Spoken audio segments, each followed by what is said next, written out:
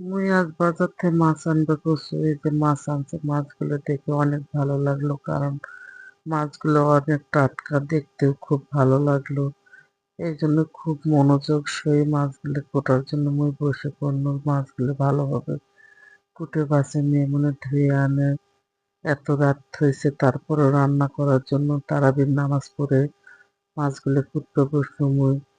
যে না, এত কষ্ট করে যেহেতু মাছগুলো আনলো, যতই ক্লান্তি হোক, যতই কাজ কাম করা শরীর হোক, সেটার জন্য তো মনটা ছটফট করছে। তারপরে আমি এই মাছ বাছতে বসবো। মাছগুলো মানে ভালো করে কুটে বাছে ধুয়ে আজ ভালো করে রান্না করিম। এই জন্য মুই সবকিছু কাজ ফেলে মুই এই মাছের তরকারিটা রান্না করার জন্য আসনোতে। যাই হোক, মাছগুলো তো মুই ভালোভাবে কুটে ধুয়ে পরিষ্কার করে নিয়ে আনো। নিয়ে আসা মানে রান্না করা আর মোর পেটে এসব পেঁয়াজ রসুন আদা সবগুলো জোগাড় করে মুই সবগুলো ভালোভাবে পিষে ঘুষেও নিনু। একবারে আদা রসুন মিহি করে বাটে নিনু। নেওয়ার পরে আজ মনে যত রাতি হোক তারপরে এই মাছের তরকারি রান্না করে স্বামী সন্তান ধরে খেলেন। তো দেখো, এমন দূর একটা সংবাদ আসলো যে রান্নার মাঝখানে অনেক একটা কষ্টকর খবর শুনে খুব দুঃখ লাগলো। এমন দুঃখ আমার জীবনে অনেক আছে। এই মাছটা রান্না করার জন্য সব মশলাগুলো আমি পিষে ঘষে নিয়ে কেবল মাছটা রান্না করবো বসছো।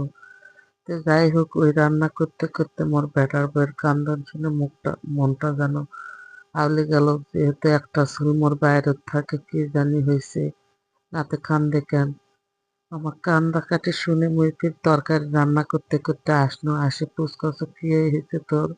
বেটাও কান্দে, বউ কান্দে, কেউ কিছু কয় না। তো এমন একটা দুঃখের সংবাদ শুনে মনটা আউলে গেল।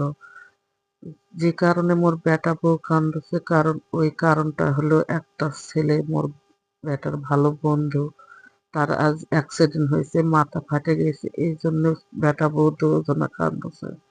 আল্লাহর কাছে অশেষ মেহেরবান এই রমজান মাসে ছেলেটার জন্য সকলে দোয়া করবেন।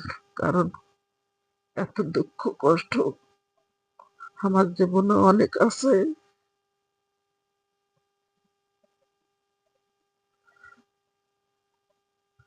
তারপরে ছেলের মুখ থেকে শোনার পর ওই ছেলের ছবি ফেসবুকে দেওয়া আছে। সেই ছবিটা দেখে ভিতরটা আউলে গেল। বড় বোনের ছেলে মারা গেছে ওই রকম রোড অ্যাক্সিডেন্টে। ওই